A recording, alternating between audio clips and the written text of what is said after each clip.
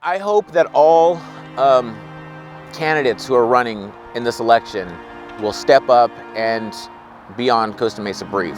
Okay, there's been a few of them. I've watched them all. I think each candidate has done a great job. I'm disappointed, if some of them don't end up being on, because we need candidates, especially in a year like COVID, where there's no forums. You can't knock on doors or actually speak to people one-on-one. You actually just can't put yourself out there. So what are people doing to say, hey, this is what I stand for. These are my issues that I'm running on. So I hope that all of the candidates, whether it's District 2, District 1, District 6, or all the candidates running for mayor, I hope they step up to the plate and actually show their platform and who they are and what they stand for and what they plan on doing if elected in Costa Mesa. I hope they step up to the plate and be on Costa Mesa Brief.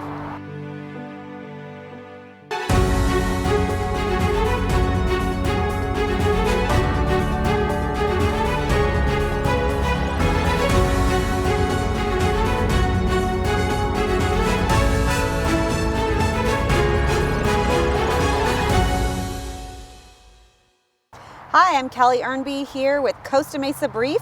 We're going to talk with Ben Chapman today. He's running for City Council for the 2nd District. Hi, Ben. Hey, Kelly. Thank you for having me. Yeah, good to see you. Good to see you too. Tell us about the 2nd District. It is the South Coast Metro area, very heavily business, and we go from South Coast Metro over to Hillcrest, from the Harbor Boulevard over just beyond the 55 freeway. And is that a new district? It is a new district. It's an open district. There are three districts that are open, and this is one of them, so District 2. So why are you running to be the very first candidate for Costa Mesa in this district? Several reasons. For one, I want to give back to the community. There's several reasons. Just as we see here, it's an open park. I want to preserve the open greenery here in Costa Mesa. Then you get to the kind of downside of stuff. There's a $30 million deficit that we have. We had $20 million that was allocated to youth sports here in Costa Mesa, and that is just gone. So I want to work, because District 2 is heavily in youth sports, and so I want to work to replenish that. And so we'll talk about that a little bit later on. But just because of where we are, I mean, $30 million deficit. I want to cut back the spending. I want to help our residents. I want to do everything I can to preserve the way of life here in Costa Mesa. And everything that Costa Mesa has done for me, I want to give back to Costa Mesa. And so you live here in the district? Yes. And you've been working really hard in the district, I've heard. What is the type of reaction you're getting from the voters here in Costa Mesa? Yeah, I've been campaigning for about 11 months now, and since October, November of last year, it's been nothing but positive feedback. I'm completely just amazed by the support that I've had here. When I'm out walking, or if I'm at cafes or diners or coffee shops or anything like that, the feedback has just been amazing. I'm talking to people about the issues, things that worry them, which we'll dive into. When I'm out walking, just walking my dog, walking around the neighborhoods, I'm talking to people about the issues that concern them. They're asking me, when can I vote for you? How, whether it's mail or ballot, can I put a sign out in front of my yard? The feedback has just been amazing, and I'm just so gracious, and it's just been, I mean, in an age of COVID, you don't really know what to expect with people when you're campaigning. But when I'm out talking to people, they just don't care about all of that. They care about the real issues that are going on right now, and they just want to talk to candidates, and they want to find out where you stand on issues, and that's just where we are. I mean, it's hard to put it in words, but when I'm out talking to people, it's just amazing. And so if you were elected, what are the primary focus areas that you would have for your term as Costa Mesa City Councilman? What would you do? Homelessness, public safety, youth sports, and opposing high density where it should not be in Costa Mesa. And so we've all just gone through an interesting few months here with the pandemic, and there's been a lot of criticism with respect to how various governments have handled it. In Costa Mesa, we're sitting in a park that still has tape up. How would you have handled the coronavirus if you were on the city council? What would you have done differently? Very good question. Thank you. I would have handled it completely different. I trust in our small business owners. I trust in our residents. I trust in the people of Costa Mesa. For one, I want to just start off in saying I would not have had a mandate that fines people who don't wear a mask. I'm not anti-mask. I'm not, you have to wear a mask. I just believe that forcing people and having the government force people to wear a mask here in Costa Mesa, I would oppose that completely. So I feel it's unfair for the big businesses like Lowe's, Target, the grocery stores to be open while our small businesses, the mom and pop shops, are closed and have to remain closed. So I would give them the same equal accountability, if you will, to be just open like the other shops, and trust that the people will govern themselves accordingly. And you mentioned public safety as one of your top priorities. What do you think you can do to improve the safety in Costa Mesa? What would be your platform for that? So I'm grateful. I'm humbled to be endorsed by the Orange County Sheriff, Don Barnes, who is I think he's done an amazing job since he's been elected over the past few years, and I'm grateful to have him trust me. I will do everything I can to defend, make sure our first responders, the Costa Mesa Police Department, the fire department will be fully funded with everything that they need, because there are several residents here in Costa Mesa who are saying,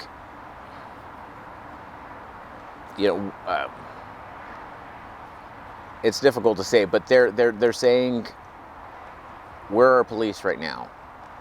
I just received a phone call yesterday from someone who said, I'm ready to flip sides and be on the side of defunding the police and everything. And I said, look, just give us time. We're trying to do everything we can to work with the police department and fund them and make sure that they have everything needed.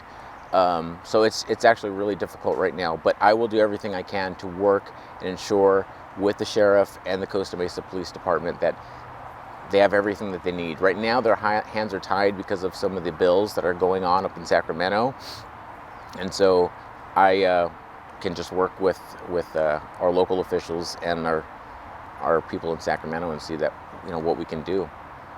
So you mentioned the One Metro West when you were talking earlier. Do you have a position on that, and how would you handle being an advocate for the people in your district with respect to that project? Yeah. So for those not familiar with One Metro West, it's about a 1,100 apartment community over right off of Harbor and just above the 405. And I have about 11 years experience in property management, and I've been following One Metro West for about a year, just about a year and a half now. And I just oppose it. It's just something that I don't believe our residents want, whether it's in District 1, District 2. Harbor Boulevard has enough traffic, and I think this will just hurt us so much more. And because of property management, I've done comps, basically, if you will, in the area. Some of the apartment communities in the area, my district in particular, start out at about maybe $1,700, $1,800 for a one bedroom. And then you have one over on Baker and the 55 freeway, which starts out for studio about $2,200 for studio. That's just over 500 square feet. So this particular apartment, they're trying to say, hey, it's going to benefit people who are working locally, people who work in retail. We have low housing, but because of being in property management myself, I know for a fact that low housing and being on a waiting list can take 5, 6, 7 years. So I oppose it. I oppose the high density building in just places that it shouldn't be. It's just a high traffic area. I'm all for smart development, don't get me wrong. But the development there in that place, it would be just a total negative for our residents here in District 2 and in District 1.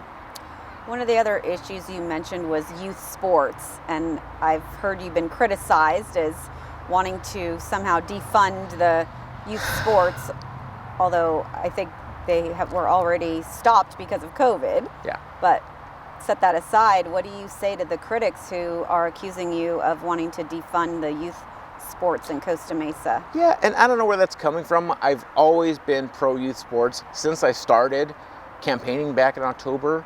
My district is a heavily young family youth sports district. I'm working with several people who have kids in youth sports, who were former coaches or are coaches, and people are now saying that, hey, Ben is going to cut funding for it. But since day one, I've been, let's get the $20 million that was allocated for youth sports back into youth sports. We don't know where that money went. I mean, the money was just spent for, this, that, and the other. And I'm working to work with organizations, with parents, with donors, with local businesses, obviously without COVID. But I'm willing to work with anybody to get that money back, because our families work hard. Our parents work hard. They want a place for their kids to grow up and join sports while they're at work, or just be social, be active, be healthy. And we don't have that right now. And I'm the only candidate that has been working to get that for our residents in District 2. And so I'm working to replenish the expenditures in the city budget for youth sports, because that is a big issue in our city. Our city is heavily into youth sports, and so that's what I'm working on.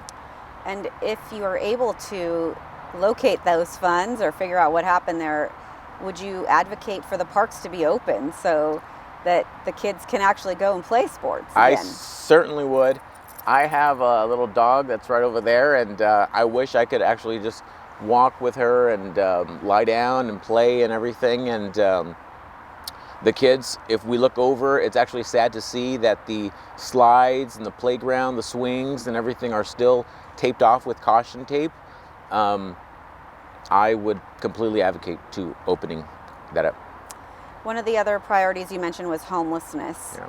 Can you talk a little bit about that? I know that's a big concern throughout the city. What would you do to help the city of Costa Mesa with respect to that problem?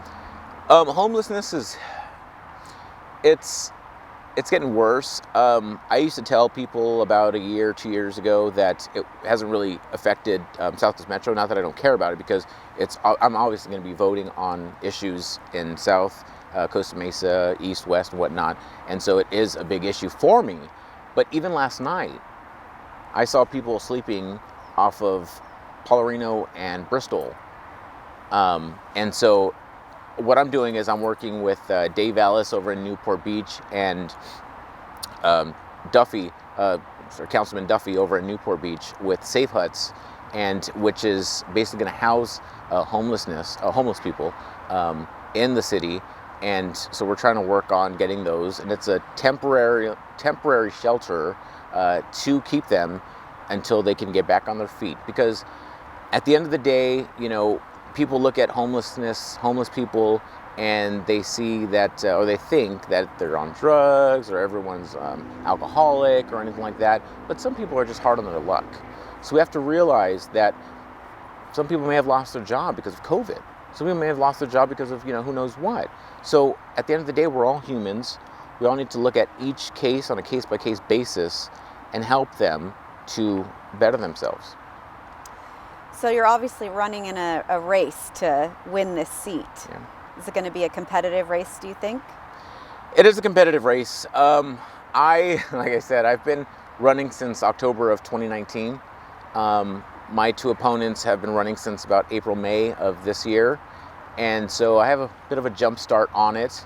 But I've been out there, like I said, I've been talking to residents. I've been introducing myself at the beginning of the year, pre-COVID actually, just talking to residents, hearing their concerns, and finding out what what affects them here in the district. And so it's going to be a tough race. We have about 9,000, just over 9,000 registered voters here in the district. But I am just happy to be in it, and I'm doing everything I can to work for the residents here. And I've lived in South Coast Metro for about just over 9 years, and I know the district. I'm happy to talk to people here when I'm out at cafes and diners and coffee shops and everything. And so I love talking to people. In fact, the biggest thing, the best thing that I was looking forward to this election cycle was knocking on doors, meeting people, talking to residents, hearing their concerns. I've worked for several campaigns in the past, and this is what I was looking for the most. But when COVID hit, we weren't able to do that. And so then people were saying that you're not going to be allowed to do that this year, this election cycle. You can't talk to people. You can't knock on doors. And I thought, that was the thing that I was most looking forward to. So now that we're about a month and a half, 2 months into the election day, I'm glad that we are actually starting to be able to do that, because I really want to hear. My background is in communications and networking, and I really want to hear what the residents have to say, and look them in the eye and say, I will do everything that I can to help you. I will do everything that I can to find a solution. And so that's where we are with campaigning. You said you've been out talking to the voters. What do the voters say? What are their key issues? So here in District 2, it is mostly public safety, youth sports, and the deficit, the $30 million deficit that we're in, and how we're going to climb out of it. And are those some of your priorities, obviously? It is. And how do you propose to address some of those issues if you are elected? South Coast Metro is our bread and butter in Costa Mesa. So it's a big part of what I want to do to get the tax revenue, because it was closed for several months due to COVID, and that hurt us with everything. That's our biggest tax revenue base, and then we have Harbor Boulevard of cars. But we need to do everything. I've been trying to prop up small businesses and work with small businesses and promote small businesses and do everything we can, because people are afraid of the $30 million deficit that we're in. And so they're saying, well, how can we help? I said, just do everything you can to shop locally, stay inside Costa Mesa, do everything you can to support our small businesses. So those are the three issues, and it's big. Each of those are just, they affect District 2, but they also affect our city wide. Yeah, and so citywide, there's obviously the deficit is a citywide issue. Yeah. And there's criticism of the current city council and the leadership. Yeah. Do you have an opinion about how the deficit came about? Well, the deficit started actually, the bleeding started before COVID-19. The current council majority has staff aides, if you will. I would work to stop that, because if you're running for city council, you're running to do the work. You're running to put your feet on the ground and do the hard work that it takes to be a city council member. But they have aides working for them. So first of all, I would cut the aides that are helping them. And then, like I said, there was $20 million allocated for youth sports, and that just was spent on who knows what. So we don't have, now in Costa Mesa, we don't have a revenue problem. We have a spending problem. We need to stop spending. We need to look at our budget, and we need to make sure that we are spending wisely for our residents. And why hasn't the council currently been able to do that? That's a good question. Unfortunately, I can't give you an answer, because there's so many backdoor deals and backdoor meetings, things that we don't know what's going on behind the scenes. This current council majority is not transparent.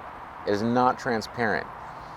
I mean, when I'm watching these city council meetings, whether I'm there in person before pre-COVID, or I'm watching on our YouTube channel or anything like that, the meetings start later because we don't know what's going on. And we don't have any feedback. We don't know what's, you have certain people who are doing these YouTube channels, and they're telling us, hey, this is what's going on. This is what's being spent. This is what's going on behind the scenes. And, unfortunately, the community is just, we're out of the loop. We don't know what's going on. So I don't know what we can do to fix it, but we just need a more transparent government, more transparent city council to tell us and keep us, in the loop of what's going on. Yeah, well, I think the voters really do appreciate They people deserve that it. are honest and will come on camera. So for all those voters who are looking at their ballot in District 2 and they see Ben Chapman, they see the other candidates, why is it that they should vote for you? My background is in communications, and when I attended Orange Coast College, I studied communications. I did public speaking, I did marketing, I did all sorts of things. Everything to put myself out there, and I'm using that now basically on my campaign to talk to residents, to talk to people, because it's not about what I want, it's about what the residents want. That's my background, is that listening to residents and hearing them. So I am trying to do everything that I can to be transparent, to be open, to find solutions to what their problems are. And so I'm here talking to you, and I appreciate you and everything you're doing. I'm out walking, talking to residents, hearing their concerns, and that's who I am. I'm not using this as an agenda for higher office. I'm not using this as a stepping stone. I appreciate some of the people in the past who have been on city council. They've kept it at a local level. They didn't use it. I'm going the same route. I'm not using this as a stepping stone. I want to keep it local.